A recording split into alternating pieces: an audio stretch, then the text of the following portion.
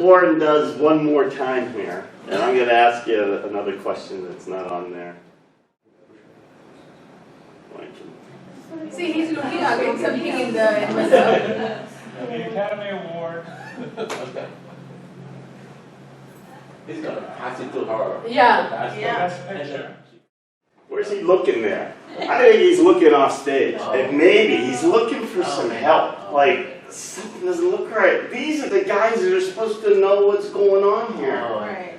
Could the stage manager know something? Could the PwC guy know something? I think he's looking off stage. He's not looking at her. He's looking for some help. But I think somebody mentioned the process didn't allow for help. Even though I agree with Tom saying that the blue work or the thinker workers have intrinsically thinking tied into their doing. However, at that stage, with cameras zoomed on him, of a professional with years, decades of professional job, standing there trying to entertain and fulfill his position, yet again, he's reading wrong thing.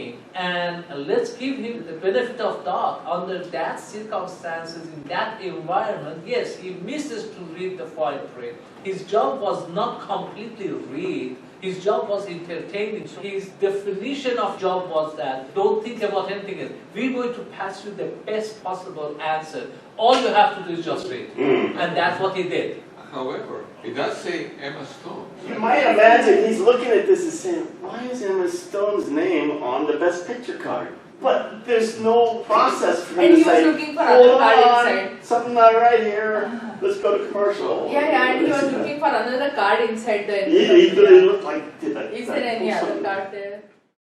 Here is a way to think about what's going on in Warren's brain. There's two states of nature. One is the card is correct, one is it's incorrect. And he has two possible responses. He can continue, just keep on going, or he could call a timeout. If the card's correct and he continues, hey, high five, way to go, good job, Warren.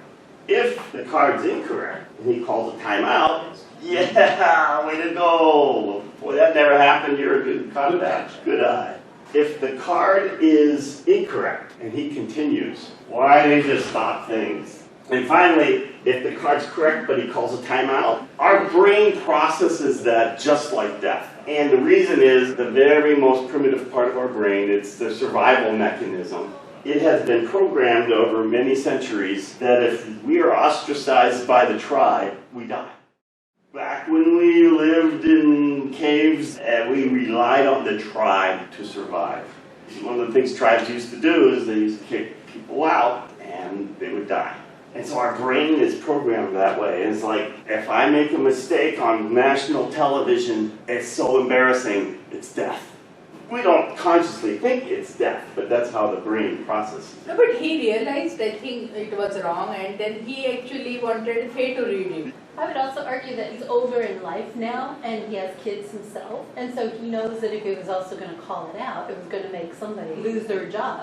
So he could have been kind of could have all that stuff on his mind. Which way am I going to be able to do this so that it comes out? It could be interpreted as if Emma Stone was winning, and that's correct, and he said there may be an error. That's basically a public statement. I don't think Emma Stone deserves it, and that's a public statement. Actually, I would make a different analogy. I would compare it to the submarine example. The second officer repeating the order, even though he supposedly knew that it is not realistic. It's like, okay, you told me so.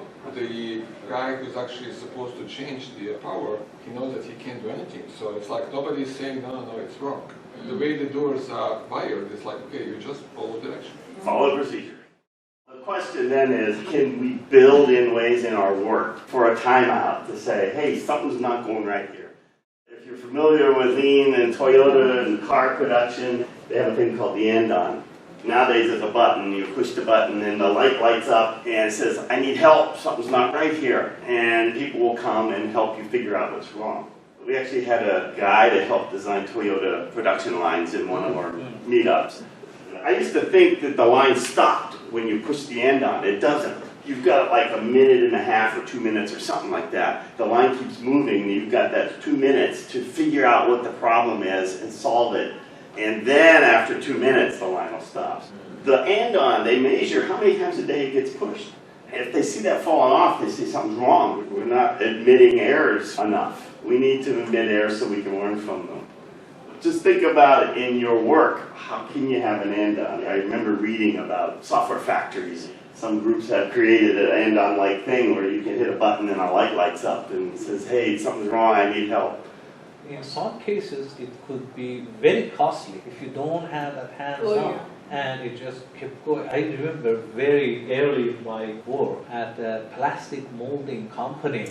The machine makes 28 feet long, and the plastic ingredient comes in and pull it through this whole bag. What happens if the machine was wrong? The plastic used to be accumulated like a big bunch. Yeah.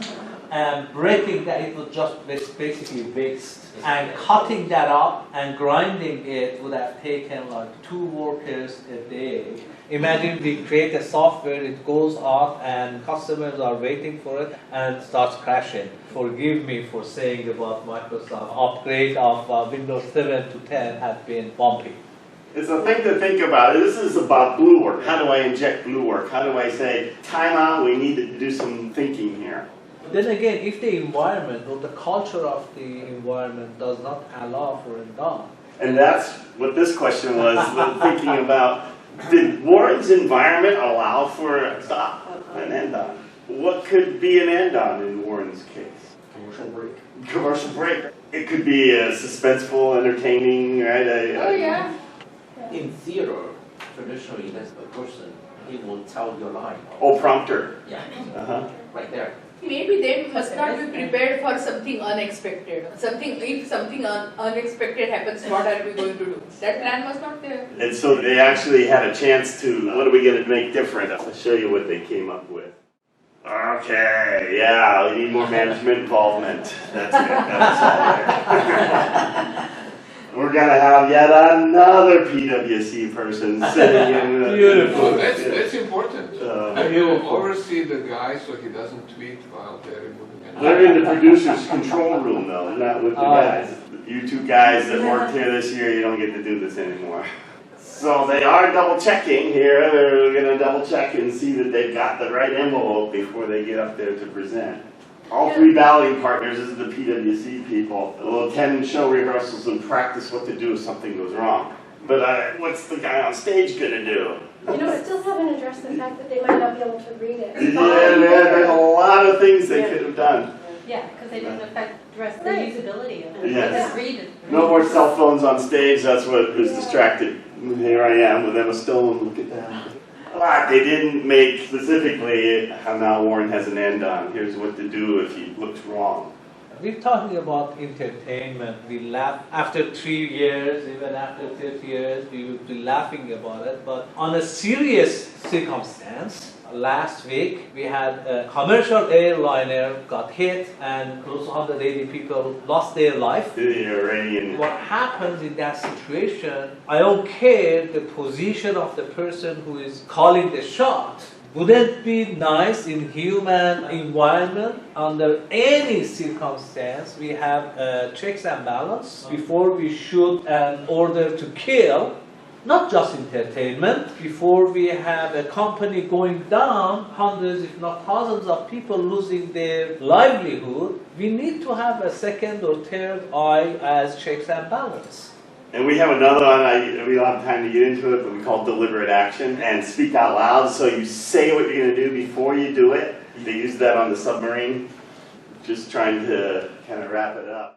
Think about the easier it is to flip from this red work, do, to, whoa, let's stop and think about this, the more resilient we can be. And keep in mind that stress makes it hard to think. It pushes us into this survival mode. Even silly things like being embarrassed is treated as in our brains as a survival mechanism. So we need an escape vehicle to move from red to blue.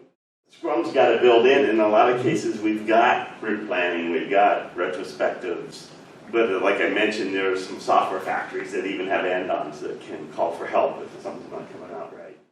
So here's this kind of entertaining one of our mechanisms, and how can we create mechanisms that will naturally cause the behavior that we're looking for.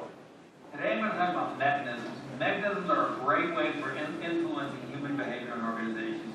The way mechanisms system is designed so that you can't help but comply with the desired behavior, which in this case is put the toilet seat down. We have here an example of a great mechanism. It looks like this, works like this.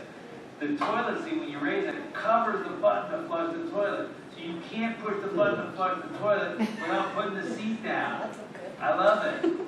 I'm David Marquez, Agile Leadership. Just a reminder, I mentioned it already, that the first book, it was his story of this is what happened on the submarine and where intent-based leadership comes from. In the new book, he goes into more detail about the language we use and how we can improve the way we lead by changing the way we speak.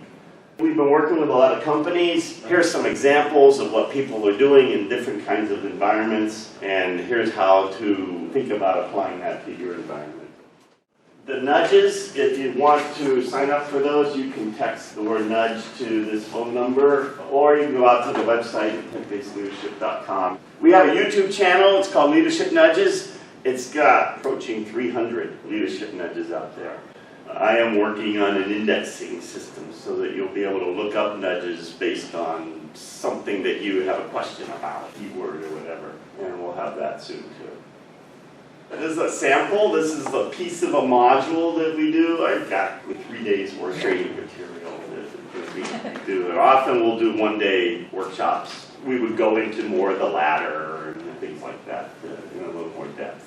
Actually, what you just showed us, especially the first movie from David and the cartooning, is part of the Scaled Agile framework training videos, one of the videos of Scaled Agile.